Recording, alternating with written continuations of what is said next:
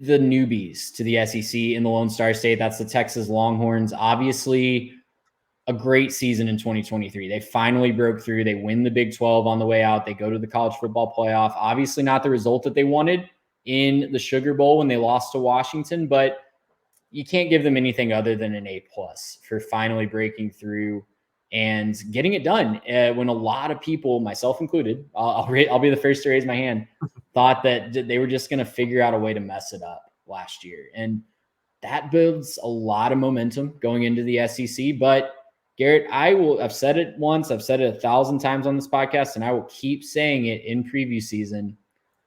The competition is going to step up. They have a nice schedule by SEC standards that's not really that difficult by SEC standards. But even those lookover games, they're not the same level of talent that a Baylor has, Kansas from a few years ago has, or an Iowa State, or a Cincinnati, or a UCF, or a Houston. I could keep going, right? Yep. Like it's a step up in talent, and they're going to realize that the first time they don't bring their A game to a road game, especially. So the over-under for the Longhorns is sitting at 10.5 wins. Now, the under is the heavy favorite. If you just look at the odds, under 10.5 is sitting at -152. Over 10.5 is, you can make some money off of that. It's +124. So Vegas tends to think, if the over-under is 10.5, they tend to lean towards the under. With this schedule, Garrett, the context of our discussion tonight is what is a successful season, not necessarily how many games will they win, but just what constitutes a successful season. I look at this opening stretch. You got Colorado State, a Michigan Wolverines team on the road, yes, but they're rebuilding. They're hoping they reload, but it's probably going to be closer to a rebuild with the amount of talent they lost to the NFL draft this year. UTSA at home can be plucky, but I don't think Texas should struggle there. ULM also. And then their opening conference stretch is fascinating to me. Mississippi State at home, Oklahoma and Red River, Georgia at home before going to Vanderbilt before an off week and the first week of November. So we'll break down the back half of that schedule because I think that's where things get tricky in a little bit. But if I'm a Texas fan, before the bye, I'm hoping we only have one loss. Yeah, and that's, I think, extremely manageable. The cool thing for Texas is they don't play a road SEC game until they go to Vanderbilt, which means they don't really play a road SEC game until they go to Arkansas. Yeah, there'll be more Texas fans in Nashville than Vanderbilt. Oh, yeah, and there absolutely should be. They should go party for the weekend, weekend before Halloween, and just go have a good time. So the good news for them is there's going to be a while before they really have to go on the road to a hostile environment in the SEC. That's a massive asterisk because their massive road game is week 2, and that's going to be, I think, the barometer where their season is either made or broken. Because I don't think that I don't know that they're necessarily like built for failure or whatever else, but they'll have almost no margin for error if they lose that first game against Michigan. You cannot lose the first game, or I guess the second game of the season against Michigan, first real game that you're playing. But you cannot lose that game against Michigan early and then go on and, we'll just kind of slip up here. We won't look that good here. Like, we've already seen what the committee does. And yes, it's going to be a 12-team playoff, so maybe 10-2 can get you in. But with what I think the SEC is going to end up being this year, I don't know that 10-2 is going to distinguish you from the pack, because there's a bunch of teams that I think can make the case they'll be 10-2 or better. And so, looking at who's going to get bids, across the country, who's going to be grabbing some of those bids, right? There are going to be teams from the Big 12 and the ACC that are going to get bids. There's going to be a bunch of teams out of the Big 10 that have that case as well. And so, how many does the SEC get? Well, I think a lot of that's going to comparatively be hinging on that game against Michigan. And I think there's a lot of people right now that are very much discounting what Michigan is bringing to the table in that game. There are going to be obvious pieces lost. And if you're just the kind of people that are going to say, oh, well, they lost their quarterback, so, boo-hoo, Michigan's going to be bad again, you're forgetting the fact that Michigan has not been a team to really air the ball out in the past. They didn't win any of their games because they were airing it out. they won their games because they ran the football, and they still have dominant lines on both sides of the football. Texas is actually losing a few pieces on their defensive line that I'm a little bit concerned about. And so, in that game, I think your first metric for success for Texas this year is, can you beat Michigan in Ann Arbor? I think that's your first barrier for success. If you can beat Michigan, I think you can already say, "Hey, look, we weren't a 1 year thing. It wasn't just a one and done. It wasn't a fluke." And you can actually say, we just beat the defending national champions. Whereas you lose that game and you don't have a game for a while to really prove that you're any good, and that can really spiral a team. I don't think the Texas will spiral because of that. There's not a lot of competition in that first, stretch of the schedule, but they got to go back-to-back games versus Oklahoma and then Georgia at home.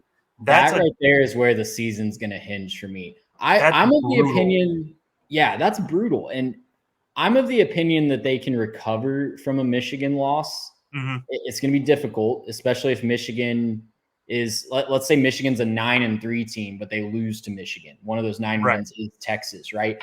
That's going to be difficult to justify to the committee, but that swing, October 12th and October 19th, back-to-back weeks, Oklahoma and in Dallas, obviously, and Georgia and Austin, that's where this season is going to swing.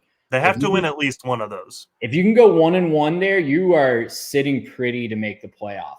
It's not a lock, because I'll go through the back half of the schedule here in just a second. It's definitely not a lock if you're 1-1, especially if you've lost that Michigan game. But I think, you got to get at least one of those. If you lose both of those, I just don't see you being high enough in the SEC standings at the end of the year, even if you beat Michigan, to jump an Ole Miss or a 10-2 Alabama or a 11-1 Georgia that beats you, right? And if Oklahoma is beating Texas or Missouri or LSU, just again, guys, if you're a Texas fan, you've got to shift your focus. You will not be. The Big 12 has beat each other up and had a lot of 10-2 teams that were not elite for a decade plus. The SEC's 10-2 teams that maybe beat each other up are going to be contending for a playoff spot. And if they beat you head to head, they're going to be ahead of you in line, just like you guys were ahead of Alabama in line last year with identical records. So I think a successful season, back to the original question, a successful season for Texas this year is making the playoff. Yes, not winning the SEC.